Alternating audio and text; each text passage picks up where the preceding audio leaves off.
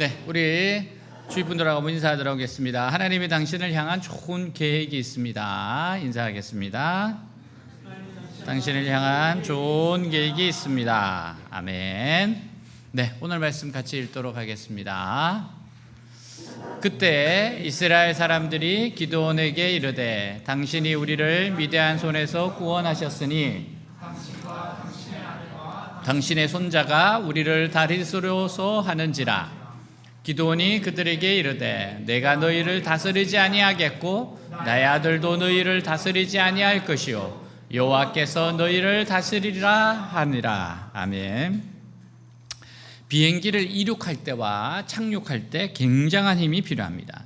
이륙할 때는 모든 엔진을 돌려 엄청난 힘으로 앞으로 질주해서 이륙을 하죠. 그리고 착륙할 때는 안전한 착륙을 위하여 혼신의 힘을 다합니다. 아무리 훌륭하게 이륙을 하여 원하는 지점까지 날아왔다 할지라도 마지막 착륙이 잘못되면 그동안의 모든 노력은 헛수고가 되어버리고 맙니다. 그래서 기장은 긴장하고 집중합니다. 성공적인 착륙이 되어야만 비로소 비행에 성공한 것이 돼요. 이것은 우리 인생도 마찬가지입니다. 마지막까지 삶을 아름답게 마무리한 사람이 성공적인 인생을 살았다고 할 수 있어요.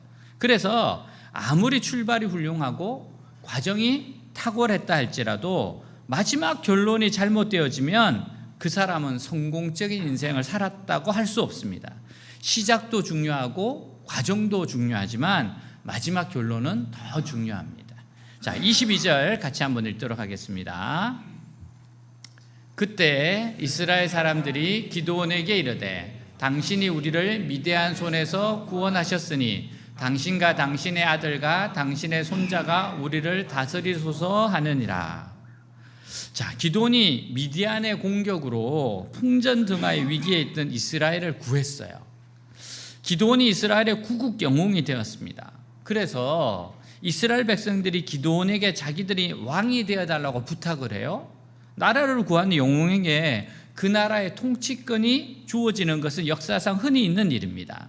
그러니 이스라엘이 기드온에게 자기들의 왕이 되어달라는 얘기를 할 수 있습니다. 그러나 이스라엘은 왕이 없었어요. 하나님이 이스라엘의 왕이시기 때문입니다. 하나님께서 친히 이스라엘의 왕으로 좌정하에 계신데 굳이 사람 중에서 왕을 세울 이유가 없습니다. 그런데도 이스라엘은 기드온에게 자기들의 왕이 되어달라고 했어요. 대체 이스라엘이 기드온으로 하여금 자기들의 왕으로 삼고 싶어하는 이유가 뭡니까? 미디안의 압제에서부터 자기들을 구해주어서 고마워서가 아닙니다. 이스라엘은 하나님의 말씀에 순종하기만 하면 주위에 있는 어떤 나라도 그들을 넘보지 못하도록 하나님이 지켜주십니다. 근데 하나님은 보이지 않고 하나님만 의지하며 살기에는 너무 불안한 거예요. 하나님 안 도와주시면 어떡하냐 이거예요. 그러니까 기드온이 왕이 되어서 평소에도 군대를 선발하고 훈련시킴으로써 자기들의 미래를 대비해 달라는 겁니다. 사실 이것이 바로 우리들의 문제이기도 합니다. 하나님을 의지하는 삶의 특징은 미래를 도저히 예측할 수 없다는 거예요. 자, 23절입니다. 같이 읽도록 하겠습니다. 기드온이 그들에게 이르되 내가 너희를 다스리지 아니하겠고 나의 아들도 너희를 다스리지 아니할 것이요 여호와께서 너희를 다스리리라 하니라. 자, 그 당시 이스라엘은 기드온만 원한다면 얼마든지 왕이 될 수 있는 분위기였습니다. 그러나 기드온은 백성들의 요청을 분명하게 거절했어요. 요즘 정치인들처럼 국민이 원한다면, 늘 그 말, 국민이 원한다면 이런 말로 주저앉지 않았어요. 다들 다시 돌아오는 게 국민이 원해서래요. 그 국민이 누군지 잘 모르겠지만 이스라엘을 다스리는 분은 하나님이시란 분명한 생각이 있어요. 기드온에게는 이게 분명한 생각이 있습니다. 이런 정치적인 문제는 이스라엘 백성이나 자기가 결정할 수 있는 문제가 아니라 오직 하나님만 결정할 수 있는 문제라는 거예요. 미래를 대비하든 말든 예측할 수 있는 정치를 하든 말든 전부 하나님이 하실 일이라는 거예요. 기드온은 나 아니면 안 된다 이 생각 버렸습니다. 이것이 정치인으로서의 삶을 깨끗하고 영광스럽게 마무리 지을 수 있게 해 주었어요. 그는 하나님이 모든 것을 하시기 때문에 내가 아니라도 얼마든지 다른 사람을 사용하여 내가 한 것 이상의 일을 하실 수 있다는 것을 알았습니다. 이 세상에 있는 모든 권력자들은요, 하나님을 대리하는 자들입니다. 그러나 실제로는 그런 사람들이 없는 편이 더 좋을 때가 많아요. 그럼에도 불구하고 뇌물 좋아하고 부정한 방법을 쓰는 권력자들을 일종의 필요악으로 두신 이유가 뭡니까? 우리 안에 있는 죄성 때문이에요. 그런 권력자들마저 없다면 사람들은 금방 무정부 상태에 빠져서 그나마 하나님이 주신 질서마저 깨트리고 말 것입니다. 그래서 이런 이야기가 있잖아요. 무정부보다도 독재가 낫다 그럽니다. 이거 맞아요. 무정부 상태보다는 차라리 독재가 낫습니다. 어느 정도 질서가 유지되기 때문에 그래요. 여기서 한 가지 생각을 해봅시다. 하나님의 다스림을 받는 생활은 정말 끊임없는 불안의 연속일까? 하나님의 백성은 미래를 예측하지 못하고 있다가 문제가 생기면 그때부터 비로소 회의하고 늘 쫓기듯이 살아야 할까? 그렇지 않습니다. 하나님은 이스라엘 백성들에게 왕을 주실 일을 계획하고 계셨어요. 모세도 언젠가는 왕의 제도를 세울 것이라고 분명히 말했습니다. 이미 하나님의 계획 가운데 왕을 세워서 나라 세우는 게 있습니다. 다만 지금은 훈련 중이기 때문에 왕을 주시지 않고 안정된 생활을 주시지 않는 것일 뿐입니다.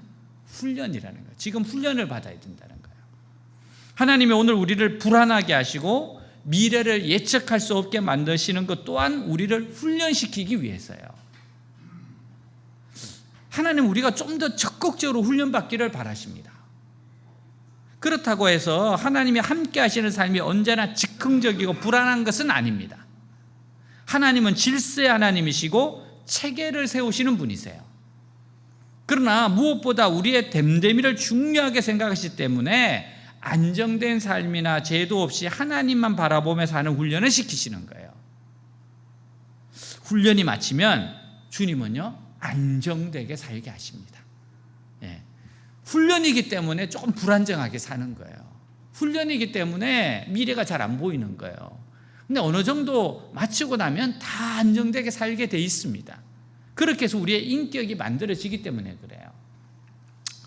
우리는 여호와께서 우리 너희를 다스리리라 이 고백을 늘 해야 됩니다. 기도원이 했던 말, 여호와께서 너희를 다스릴 것이다. 이 말은 여호와가 왕이시라는 거예요. 여러분 이거는 우리가 절대 잊으면 안 됩니다. 여호와가 왕이시다. 여호와가 왕이시다. 내가 왕이 아니고 여호와가 왕이시다. 북유럽의 선교사인 보니파키우스는 이교도들에게 신뢰를 얻어 복음을 열정적으로 전했어요. 이교도들은 갖가지 신을 믿고 있었는데 우레의 신도 있었어요. 그가 우레의 신 토르입니다. 토르. 어벤져스에 나오는 그 토르. 토르의 신성한 떡갈나무로 도끼로 쓰러뜨렸습니다. 그러니까 토르를 숭배하던 이교도들은 경악을 금치 못했어요. 당장 선교사가 죽을 것으로 예상했습니다. 하지만 얼마쯤 기다렸는데도 아무 일도 일어나지 않았어요. 죽지 않았습니다. 토르만 죽었어요. 왜 그래요? 이렇게 할 수 있는 이유가 뭡니까? 여호와가 왕이시라는 거예요. 야, 이런 거 다 헛된 거다. 여호와가 왕이시라는 거예요. 용기는 담대하면 거기서 나오는 겁니다. 그래서 나중에는 기독교에서 섬기는 하나님이 훨씬 더 능력이 있다는 소문이 온 이교도들에게 퍼졌습니다. 복음이 더욱 힘을 얻게 되었어요. 자, 시편 44편 4절 같이 읽겠습니다. 하나님이여 주는 나의 왕이시니 야곱에게 구원을 베푸소서. 아멘. 자, 시편 84편 3절 나의 왕 나의 하나님 만군의 여호와여. 여러분 하나님이 왕이십니다. 하나님이 왕이시다. 하나님을 왕으로 인정하고 하나님께 다스리소서라고 하는 사람은 지혜롭고 힘이 있는 사람이에요. 여러분 이게 이스라엘을 지키는 힘이었습니다. 하나님이 왕이시다. 하나님이 다스리신다. 만일 기드온이 정치적인 은퇴로서 자신의 사명을 끝냈다면 정말 흠이 없는 믿음의 사람으로 역사의 길이 남았을 겁니다. 그러나 그는 정치적 은퇴로 만족하지 못하고 종교적인 일에 종사할 욕심을 품어요. 그 욕심은 미디안 사람들에게서 빼앗은 금 귀고리를 모아 에봇을 만드는 일로 나타났습니다. 이스라엘 백성들은 한 번 믿음으로 일어서서 그동안 잃어버렸던 모든 것을 일거에 돌려받게 되었습니다. 여러분, 이 전리품이 엄청나거든요. 그러니까 한 번 믿음으로 일어나니까 엄청난 부자가 되어버렸어요. 10년 동안 계속 빼앗기다가 한 번 믿음으로 일어나서 전쟁에서 한 번 승리했는데 여러분 13만 5천 명이 버리고 간 게 얼마나 많겠어요. 어마어마하죠. 하나님은 자기 백성들이 말씀대로 살지 않으면 가진 것을 싹 다 가져가 버려요. 그러나 그들이 회개하고 일어서면 적의 것을 빼앗아 그동안 잃어버린 모든 것을 되찾게 하십니다. 정말 싹 다 되찾게 하세요. 보너스로 주시는 거예요. 지금까지 기드온은 자기에게 주어진 일에 몰두하느라고 전혀 전리품을 챙기지 않았습니다. 기드온이 가진 것이라고 세바와 살문나의 낙타목에 걸려있던 반달형 장식품이 다였어요. 전쟁이 끝난 후에 그는 이스라엘 백성들에게 자신의 몫을 요구했습니다. 그것은 다름 아닌 미디안 사람들의 금 귀고리였어요. 금 귀고리. 24절부터 26절 같이 읽겠습니다. 기드온이 또 그들에게 이르되 내가 너희에게 요청할 일이 있으니 너희는 각기 탈취한 귀고리를 내게 줄지니라 하였으니 이는 그들이 이스마엘 사람들이므로 금 귀고리가 있었습니다. 무리가 대답하되 우리가 즐거이 드리리다 하고 그 돛을 펴고 각기 탈취한 귀고리를 그들 가운데 던지니 기드온이 요청한 금 귀고리의 무게가 금 1700세겔이요 그 외에 또 초송달 장식들과 폐물과 미디안 왕들이 입었던 자색 의복과 또 그 외에 그들의 낙타목에 둘렀던 사슬이 있었더라. 자, 이 금 귀고리의 무게가 약 20kg가 넘어요. 금 20kg입니다. 엄청나죠. 기드온은 이것으로 에봇을 하나 만들었어요. 자, 문제는 여기에서부터 시작이 됩니다. 금을 가져다가 에봇을 만들어요. 에봇은 원래 제사장이 하나님을 섬길 때 입는 조끼 겸 앞치마 같은 겉옷이에요. 여러 가지 색실로 짠 굉장히 화려한 옷입니다. 기드온이 왜 이런 에봇을 만들었을까요? 이것은 기드온의 새로운 변신을 의미합니다. 다시 말해서 지금까지 정치인이자 군인에서 이제 제사장이자 영적인 지도자로 자리를 옮기는 겁니다. 이 에봇은 무엇을 위한 겁니까? 이건 숭배를 위한 거예요. 성경은 기드온이 이것을 만들자마자 백성들이 음란하게 섬겼다고 기록하고 있어요. 에봇 사건은 기드온의 욕심과 진리에 대한 무지를 보여줍니다. 정치보다 어려운 것이 종교예요. 정치는 사람이 가지고 있는 죄성을 일시적으로 누르고 욕망의 균형을 잡는 겁니다. 그러니까 마음껏 하지 못하도록 딱 억제하는 게 있어요. 그러나 종교는 사람의 죄성에 칼을 들이대고 수술하는 겁니다. 정치인으로 성공을 했다고 해서 목회자로도 성공할 수 있는 것이 결코 아닙니다. 기드온이 전쟁을 끝난 후에 레인들을 불러 모아서 제사장 직책을 감당하게 하고 그들을 통해 하나님 말씀을 들었어야 돼요. 그가 할 일은 뭔가 하면 제사장들을 세우는 거였습니다. 그렇게 세웠으면 정말 멋진 팀이 되었을 겁니다. 열왕기에서 보면 우시야 왕이 하나님께 직접 제사를 드리려고 하다가 문둥병에 걸려 성전에서 추방되는 사건이 나와요. 왕이라고 해서 제사장까지 할 수 있는 게 아니었어요. 근데 내가 왕인데 그러면서 왜 제사장 못해? 이건 선을 넘은 겁니다. 여러분, 이것은 또 하나의 황금에봇 사건이라고 할 수 있어요. 그래서 자기의 경계를 잘 알아야 됩니다. 내가 할 수 있는 것과 할 수 없는 것, 하나님 나에게 맡기신 것과 맡기지 않은 것, 그거를 잘 구별해야 돼요. 하나님과 사람을 연결하는 일은 하나님이 직접 사람을 세워서 맡기시는 거예요. 여러분, 하나님이 딱 세우시는 거예요. 그거는 하나님의 부르심이 있어야 됩니다. 자기가 하고 싶다고 할 수 있는 것이 아닙니다. 하나님은 우리가 자신에게 주어진 한 영역에 만족하며 충성하기를 원하세요. 여러분, 그거 열심히 하시면 됩니다. 자, 이제 우리는 기드온의 마지막 삶에서 가장 추악하고 아름답지 못한 부분을 이제 보게 돼요. 그것은 수십 명의 아내를 거느리고 그들로부터 70명의 아들을 낳은 일입니다. 자, 29절 30절입니다. 같이 읽겠습니다. 요아스의 아들 기드온이 아내가 많음으로 그의 몸에서 낳은 아들이 70명이었고, 자, 우리 교회 교인보다 많아. 나 지금 충격받았어요. 이야, 우리 교인보다 많잖아. 이거 수업에 들어오는 인원인데. 네? 여러분, 아들만 기드온에게 70명이었으면 아들을 이만큼 낳았다 그러면 딸도 적을 리가 없어요. 아들을 70명 낳으려면 부인이 몇 명이나 있어야 됩니까? 이게 몇십 명이 돼야 되잖아요. 게다가 그는 첩도 두었습니다. 이 많은 여성들을 아내로 둔 기드온이 정말 가정이 행복했겠습니까? 이건 창조 질서가 무너지는 거예요. 절대로 행복할 수 없습니다. 하나님 주시는 가정의 축복을 누리고 살 수 있겠어요? 절대로 그럴 일이 없습니다. 이건 자녀들도 고통스럽고 모두가 고통스러운 겁니다. 기드온은 언제부터 이런 대규모 부인 집단을 거느리게 되었을까? 아마 처음부터 이렇게 하지는 않았을 겁니다. 아마도 그가 영성이 떨어지고 분별력이나 절제력이 급격히 사라지면서 이런 짓을 저지르게 된 것 같아요. 아마 에봇을 만들고 숭배하면서 그렇게 됐을 겁니다. 여러분에게 에봇이 뭔가라면 잘 생각해 보세요. 내가 금을 가져다가 숭배하는 거. 리차드 포스트의 돈, 섹스, 근력이라고 하는 아주 흥미로운 제목의 책이 있어요. 고전입니다. 근데 이 글을 쓰는 목적을 이렇게 말하고 있어요. 모든 사람들이 돈과 섹스와 근력에 관련하여 살면서 그것을 바르게 사용한다는 것은 하나님이 주시는 축복을 바르게 쓴다는 의미이며, 그것을 오용하고 남용한다는 것은 하나님이 주신 축복을 더럽히는 일이다.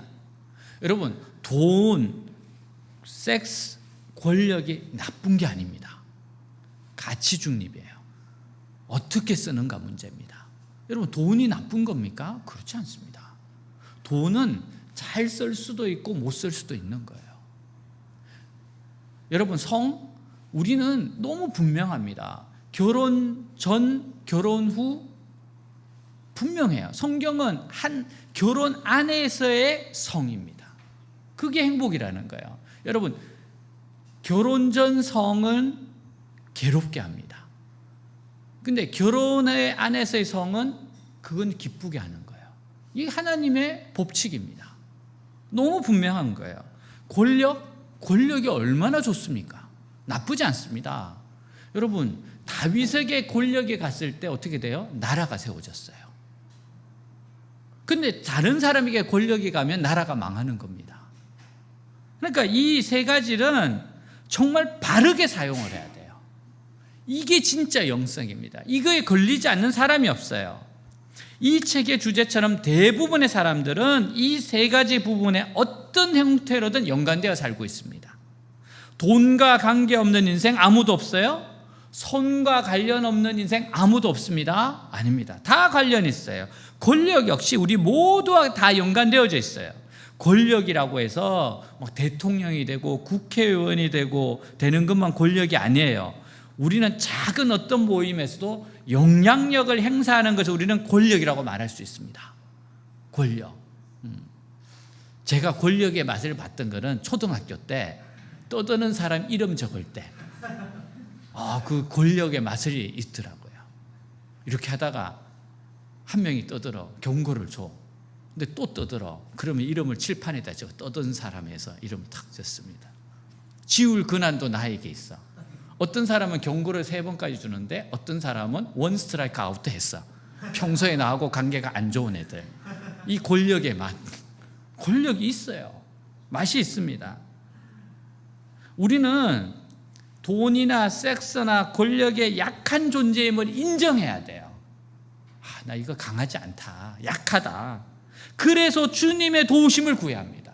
하나님, 제가 이것을 가졌을 때 제대로 쓸 수 있도록 해주십시오. 또한 바르게 사용하도록 주님의 도우심을 구해야 돼요. 진짜 주님의 도우심을 구해야 됩니다. 조금만 방심하면 넘어지게 돼 있어요. 안전한 사람 아무도 없습니다. 안전한 사람 아무도 없어요. 자, 33절에 35절 같이 읽겠습니다.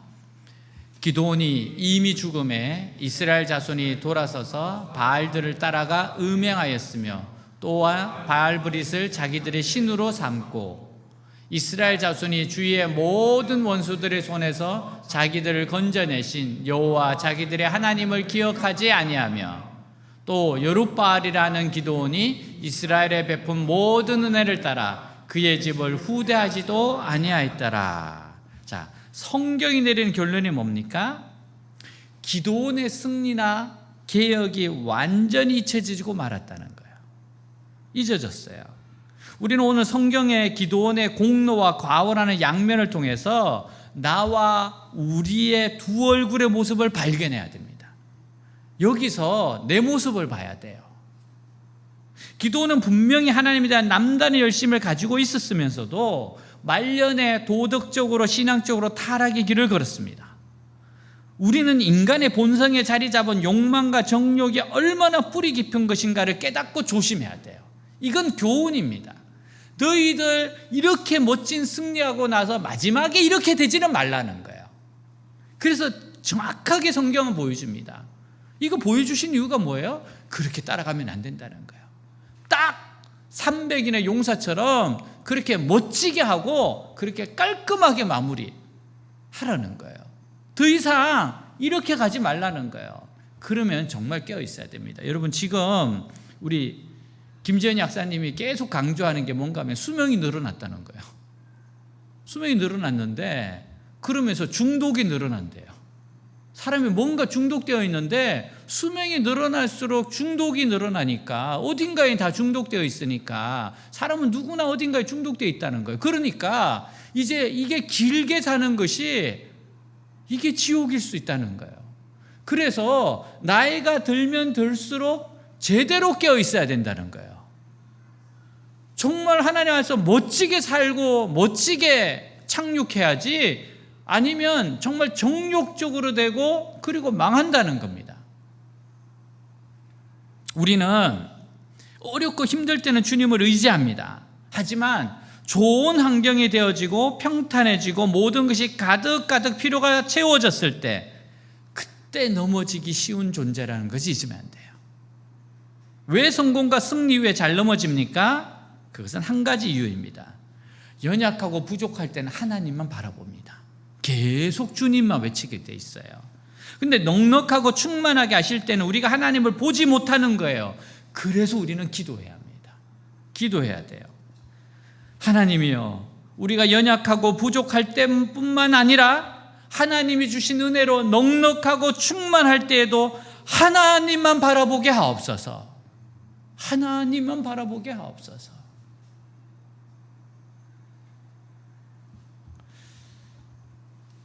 단편 소설 가운데 이런 내용이 있었어요. 농부가 있었습니다. 그리고 자기가 농사 지은 것을 리어커에 가지고 팔았던 사람이에요. 그래서 그 리어커를 끌고 다니면서 팔면서 배추 사려. 그래서 배추를 팔고 가족을 부양하고 살았던 사람이었어요. 근데 그 농부가 가지고 있던 그 작은 땅이 개발이 되면서 갑자기 금싸라기 땅이 되는 겁니다. 돈을 갑자기 많이 벌게 됐어요. 근데 이 농부가 이게 주체가 안 되는 겁니다. 어떻게 해야 될지 몰라요. 근데 그 돈에 자기도 휘둘렸지만 아내도 휘둘리고 자녀들도 휘둘리고 온 가족이 돈 맛에 그냥 완전히 취해버린 거였어요. 돈이 너무 많이 갑자기 들어오니까 아버지는 아버지대로 그냥 정신 못 차리고, 어머니는 아버지가 저렇다 그러고 나도 그렇게 살고, 아이들 딸들은 자기 또 그렇게 방탕하게 살고, 온 가족이 다 망가졌어요. 그러니까 나중에 자기 돈을 쓰면서 돈을 다 쓰고 났는데 가족이 뿔뿔이 흩어지고 가정이 망가진 걸 보면서 이분이 너무 갑자기 마음이 처참한 거예요. 이러지 않았어요. 10년 전만 해도 이래 살지 않았어요. 부족해도 너무 잘 살았거든요. 근데 돈이 들어서 주체가 안 되니까 망하게 됐습니다.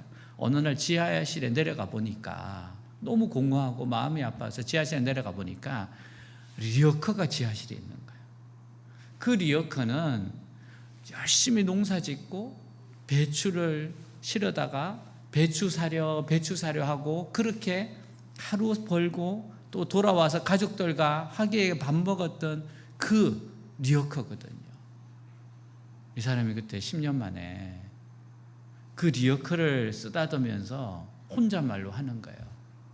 배추 사려. 그리고 펑펑 우는 겁니다. 그때가 훨씬 더 행복했다는 거예요. 그럼 우리가 하나님은 정말 축복하기를 원하세요. 돈도 주시고요, 명예도 주시고, 권력도 주시고, 진짜 주고 싶은 거 많으세요. 근데 하나님이 조절하십니다. 왜냐하면 그냥 주면 다 스포일 됩니다. 그 감당 안 됩니다. 그렇기 때문에 하나님이 조절하시는 거고, 그래서 하나님이 먼저 훈련을 시키시는 거고, 그래서 연단을 시키는 거예요. 여러분, 다윗 왕은 그렇게 연단을 받았잖아요. 그런데도 불구하고 넘어진 적이 있어요. 밧세바 사건이 일어납니다. 그래서 자칫하면 지옥에서 골리앗 만날 뻔했어요. 야, 그때 회개 안 하고 지옥 들어가면 골리앗에 뭐라 그래서 웰컴 다윗. 여러분, 지옥에서 만나면 안 되죠, 골리앗하고. 그래서 나단이 와서 확실하게 해결을 시키잖아요. 하나님이 드러냈어요. 왜냐하면 드러내는 게 낫다는 거예요. 드러내고 회개하고 천국 가는 게 낫다는 거예요. 여러분, 우리는 편안할 때, 무엇인가 이루었을 때 정말 그때가 더 주님께로 가야 됩니다. 더 바짝 주님께로 가야 돼요. 그래야 안전합니다. 또한 우리는 시간이 흐를수록 내적인 아름다움에 더 관심을 가져야 돼요. 이게 우리에게 있어서 이 내적인 아름다움이, 이 성품이 결국은 모든 걸 담을 수 있는 그릇이 됩니다. 주님 닮은 인격이 되도록 애써야 합니다. 우리는 나이가 들어가고 있어요. 그죠? 우리 분명히 다 나이가 들어가고 있지 않습니까? 근데 나이가 들어갈수록 겉사람의 아름다움도 잘 가꾸어야 합니다. 운동도 해야 되고 정말 잘 가꾸어야 돼요. 그러나 더욱 속사람의 아름다움이 흘러넘쳐야 돼요. 이제 수명이 길어질수록 정말 이 속사람의 아름다움이 흘러넘치는 사람들이 필요한데 이게 쉽지 않아요. 왜? 아니, 자기 욕심과 정욕대로 살았는데 갑자기 그게 됩니까? 끊임없이 말씀 보면서 자기 죄를 본 사람들이, 회개한 사람들이 그렇게 되는 거지. 그렇지 않으면 정말 자기 고집만 늘어납니다. 굉장히 이기적이 됩니다. 테레사 수녀가 성공은 결코 지배자를 위한 왕관이어서는 안 된다. 성공은 다만 허리를 굽혀 남을 섬길 줄 아는 사람을 위한 보람의 훈장이어야 한다. 이렇게 이야기했어요. 성공의 진정한 가치는 남을 지배하고 많은 사람들에게 박수갈채를 받고 자신의 만족을 추구하고 즐기는 것이 아니라 위로 하나님께 영광을 돌리고 아래로 남을 섬기는데 진정한 성공의 가치가 있습니다. 이런 가치관이 속사람의 아름다움입니다. 다시 말해서 하나님의 영광과 하나님의 나라를 위하여 이웃을 섬길 때 나의 부족하고 연약한 삶이 주님께 쓰임받을 수 있다면 그것으로 만족하고 기뻐하는 것이 성공입니다.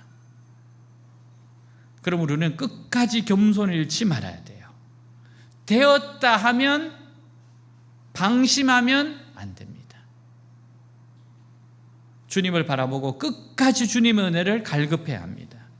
성공할수록, 잘 나갈수록 모든 영광을 주님께 돌리고 다시금 말씀과 기도로 자신을 점검하면서 조용히 주님 앞에 서는 시간을 가져야 됩니다. 자꾸만 주님 앞에 나가야 돼요. 여러분, 우리가 하나님께서 이번에 우리에게 일주일 정도 기도 말씀을 왜 주셨어요? 하나님 우리를 통해서 위대한 일을 분명히 하세요. 근데 하나님이 주의 주시는 게 뭔가 하면은 너희들이 영광을 얻었을 때 절대로 넘어지면 안 된다는 거예요. 이렇게 하신 이유가 뭡니까? 넘어질 수 있기 때문에 그래요. 그래서 주의하라는 겁니다. 여러분, 요셉이 13년을 연단을 받잖아요. 13년을 연단 받습니다. 11년 동안 죽을 고생을 했고 감옥에 들어갔을 때는 진짜 요셉도 나갈 줄 알았어요. 꿈 해석해 줬잖아요. 근데 그리고 나서 2년이 더 지나갑니다. 아주 짧은데 이 2년이 뭔가 하면 진짜 요셉이 죽었는데 완전히 죽는 시간이었을 거예요. 정말 이제는 11년 만에 나갈 줄 알았는데 기대가 됐는데 하나님 다시 한번 꺾어버립니다. 그리고 2년이 지나갑니다. 그리고 어느 날 감옥문이 열리면서 갑자기 옷을 갈아입고 수염을 깎고 그리고 왕 앞에 서게 됩니다. 하나님 왜 이렇게 철저하게 하십니까? 요셉을 잃고 싶지 않은 겁니다. 참 그런 거 보면 요셉은 스캔들이 없었어요. 한결같았습니다. 얼마나 훈련을 잘 받았는지 깨끗했는지 자녀들의 자녀들까지 있으면서 가르치잖아요. 그럼 하나님께서 우리에게 주실 영광이 큽니다. 예. 작지만 우리에게 기도원 300용사처럼 사용하십니다. 근데 하나님께서 마지막 마무리를 멋지게 해야 된다. 다시 한번 당부하는 거예요. 절대로 기도원과 같은 우를 범하면 안 된다. 멋지게 마무리해야 된다. 아름답게 마무리해야 된다. 요셉이 죽으면서 뭐라 그럽니까? 반드시 너희들 가나안 땅으로 간다. 그때 내 해골 가지고 가라. 그 출애굽을 할 때 요셉의 미라 들고 가잖아요. 가나안 가서 묻어라. 여기 내가 있었던 거 아니다. 요셉은 이집트에 살아도 그는 이집트 사람 아니었어요. 정말 하나님의 사람이었습니다. 하나님 주신 꿈, 딱 가나안을 향해서 그걸 바라보고 살았고 죽어서도 그런 말 했습니다. 죽어서도 너희들 반드시 가는데 갈 때 내 해골 가지고 가라. 여러분, 이게 진짜 멋진 마무리 아닙니까? 죽어서도 말을 해요. 죽어서도 방향을 딱 제시합니다. 너희들 절대 이집트 여기서 주저앉아 살 생각하지 마라. 잠시 있는 거다. 가나안으로 가야 된다. 여러분, 이런 멋진 아름다운 마무리가 되기를 주님으로 축복합니다. 다 같이 일어나겠습니다.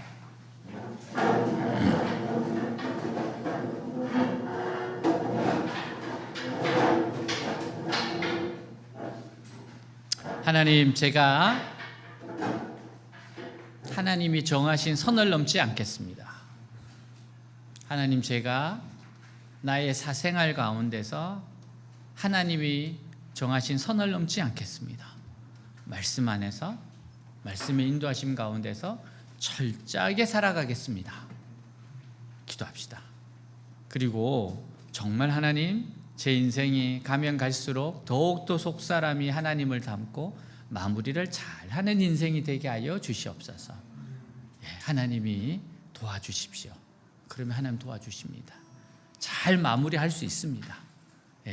하나님이 도와주십니다. 오늘 하나님 정말로 가면 갈수록 그것도 주님을 닮는 인격이 되고 성품이 되고 정말 마무리가 마지막이 가장 아름다운 마무리가 되는 인생이 되게 해달라고 기도합시다. 혹시 넘어졌어요? 넘어지면 다시 하나님께 회개하고 기도하면 됩니다. 다시 일어서면 됩니다.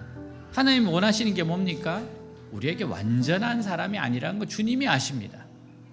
그래서 회개하라는 것이고 다시 시작하라는 것이고 주님이 다시 일으켜 주신다는 겁니다. 오늘 말씀 가지고 기도하겠습니다. 기도합니다. 하나님 아버지 감사합니다. 아버지 하나님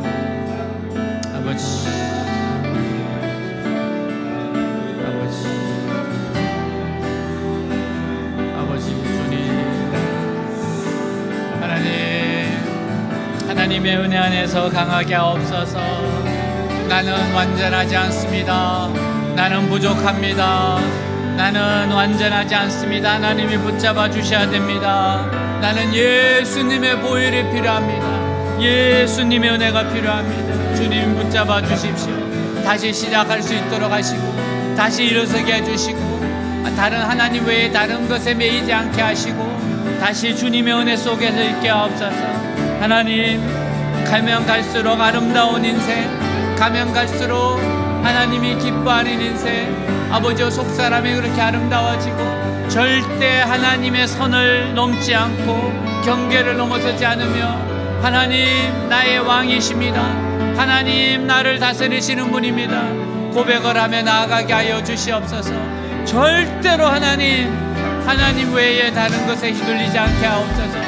철저하게 하나님께 매이게 가게 하여 주옵시고 멋진 마무리가 되게 하옵소서. 멋진 마지막이 되게 하옵소서. 정말로 아버지 명예스러운 마지막이 되게 하여 주시옵소서. 주여 불쌍히 여겨 주옵소서. 주님을 바라봅니다. 주님을 바라봅니다. 주님을 의지합니다. 내 힘으로 할 수 없습니다. 주님 붙잡아 주옵소서. 성령의 능력으로 성령의 다스림이 있게 하여 주시옵소서. 주님 감사합니다. 아멘. 나를 지으신 이가 하나님, 나를 지으신 이가 하나님, 나를 부르신 이가 하나님, 나를 보내신 이도 하나님, 나의 나 된 것은 나 하나님 은혜라. 나의 달려갈 길, 나의 달려갈 길 다가도록, 나의 마지막 구름 다하도록, 나로 그 십자가 품게 하시니, 나의 나 된 것은 나 하나님 은혜라. 한량없는 은혜, 갚을 길 없는 은혜, 내 삶을 애워싸는 하나님의 은혜,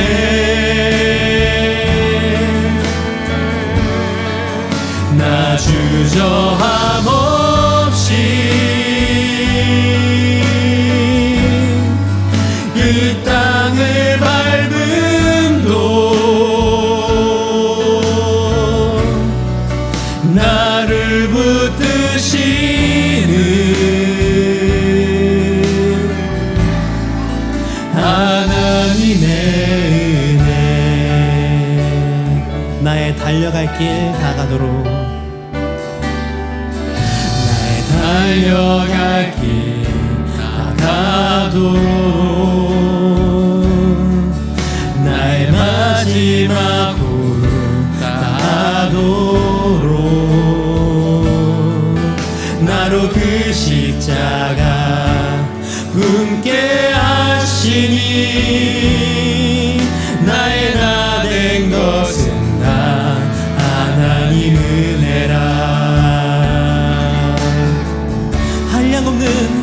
한량없는 은혜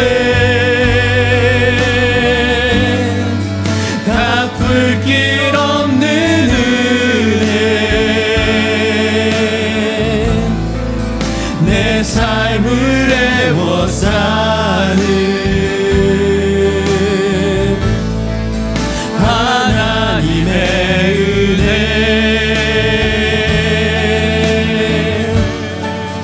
나 주저함